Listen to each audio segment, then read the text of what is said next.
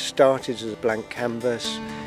Now we've subdivided the fields, reinstated hedgerows where they used to be, reinstated water meadows, put in grass margins, put in beetle banks, and everything. There's an abundance of wildlife.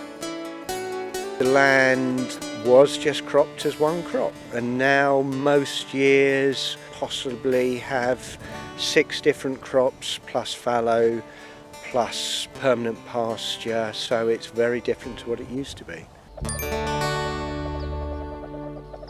The species that I'm most keen on is the grey partridge, and when we started off we possibly had a pair of grey partridge, and now our winter numbers across the farm would be somewhere around 200. We have numerous pairs of skylark, and what could be more English than a skylark singing overhead? It's so easy to pull up hedgerows and fill in dikes and ditches and make a 100-acre farm into just one field.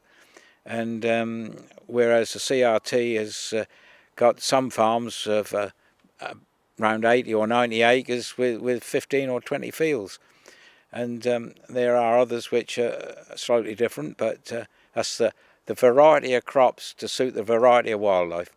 They're trying to do all that I value in the countryside. They want family farms, they want diversity of crops, and they want to show that farming and wildlife can go hand in hand.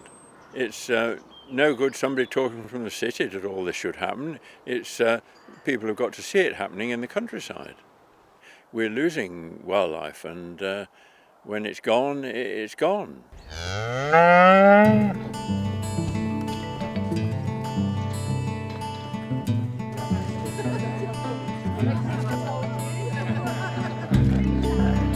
I think it's objective in terms of producing good quality food in harmony with nature is absolutely spot on, and I totally support that.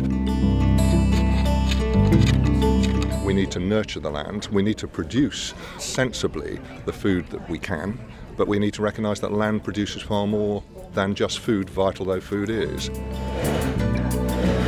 I like the Robins' idea of having a charity which was going to farm with wildlife in mind and do both. The attraction is to show that ordinary farming can work well with wildlife and make a profit.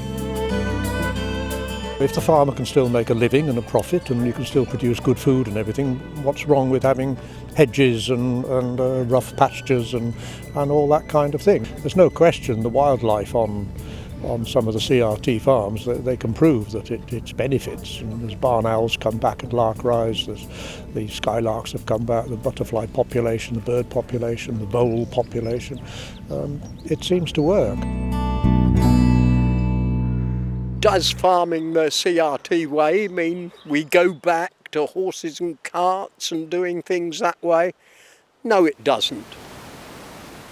At Pierpont Farm we have robots milking the cattle in an amazing way.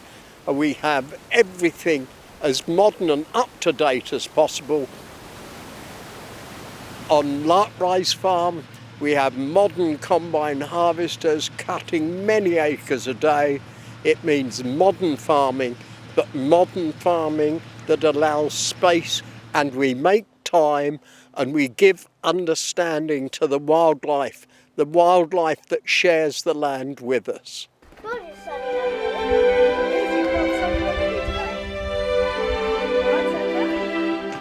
I always imagined and hoped that Mayfields would be a flagship for the Countryside Restoration Trust, in as much as we could promote education, teach future generations about the importance of a natural environment, protecting wildlife alongside food production.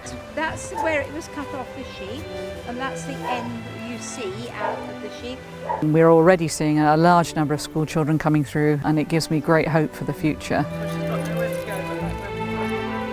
That's where you've got to watch her, is as she comes in behind those sheep. Now she's settling. That's beautiful. Most of my time these days is spent teaching people how to handle the working sheepdog. It's a skill, it's a heritage skill, a craft, it's somewhere between art and science, and without the sheepdog, the sheep industry would not exist in this country. The whole of the north would be without sheep. So he's a very important part of modern day agriculture that will never ever be replaced, and teaching people the traditional heritage skill of how to manage him, as our forebears did, is just very rewarding. What colour squirrel do you think this is? Orange. It is a bit orange. It's called anybody know? A red squirrel. It's a red squirrel. And we have a captive breeding programme for red squirrels, so the intention is to release the offspring of our captive breeding animals into situations where they can be managed in an environment where they're protected at the moment, somewhere that's free of grey squirrels. It's an iconic little animal, and I think every person in the UK would love to see the red squirrel back in a secure position.